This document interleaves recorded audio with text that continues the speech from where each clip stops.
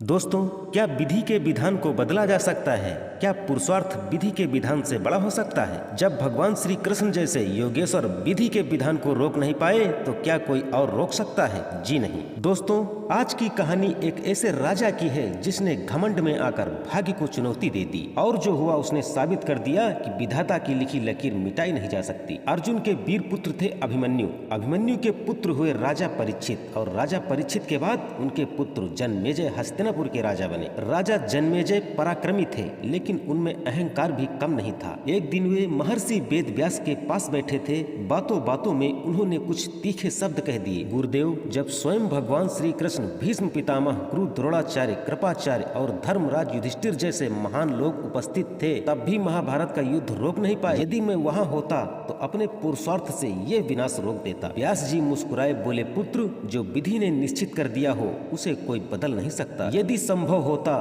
तो श्री कृष्ण स्वयं युद्ध रोक देते, लेकिन जन्मेजय माने नहीं। उन्होंने चुनौती दे दी, गुरुदेव, मेरे जीवन की कोई घटना बता दीजिए, मैं उसे रोककर सिद्ध कर दूंगा कि भाग्य बदला जा सकता है। व्यास जी ने शांत स्वर में कहा, पुत्र, कुछ वर्षों बाद तुम काले घोड़े पर बैठकर दक्षिण दिशा में शिकार के लिए जाओगी। समुद्र तट पर एक सुंदर स्त्री मिलेगी, तुम उसे महल लाकर विवाह करोगे। उसके ही कहने पर एक यज्ञ करोगे। मैं मना करूंगा कि युवा ब्राह्मणों से यज्ञ मत कराना, पर तुम युवा ब्राह्मणों से ही यज्ञ कराओगे। फिर एक ऐसी घटना होगी कि तुम उन्हें मृत्यु दंड दोगे और तुम्हें भयंकर रोग लगेगा जो तुम्हारी मृत्यु का कारण बनेगा। जन्मेजय हंस पड़े, मैं आज के बाद काले घोड़े पर बैठूंगा ही नहीं गुरुदेव। लेकिन एक दिन वो समय आ गया। शिकार पर जाने की तीव्र इच्छा हुई। अस्तबल में केवल काला घोड़ा ही बचा था। उन्होंने सोचा, दक्षिण दिशा नहीं जाऊंगा, पर घोड़ा अनियंत्रित होकर दक्षिण दिशा में समुद्र तट पर ही पहुंच गया। वहां वही स्त्री मिली। सोचा, महल ले जाऊंगा, पर विवाह नहीं करूंगा, परंतु प्रेम जाल में पड़कर विवाह भी कर लिया। फिर रानी के ही कहने पर यज्ञ हुआ और हुआ वैसा ही जैसा व्यास जी ने कहा था। युवा ब्राह्मणों से यज्ञ कराया गया। किसी बात पर वे रानी पर हंस पड़े। रानी क्रोधित हुई। जन्मेजय ने आवेश में आकर उन्हें मृत्यु दंड दे दिया। परिणाम,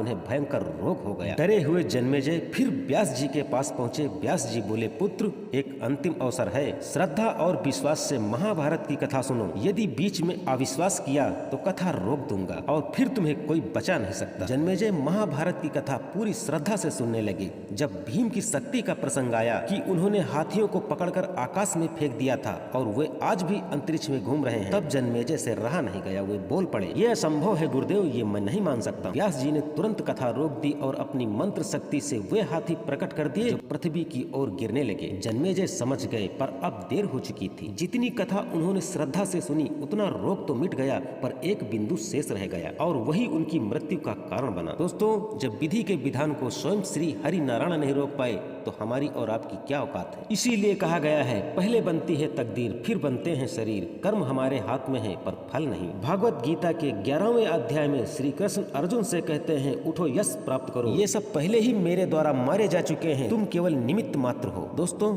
भाग्य टाला नहीं जा सकता, लेकिन श्रद्धा, भक्ति और सत्कर्म से उनकी तीव्रता कम हो सकती है।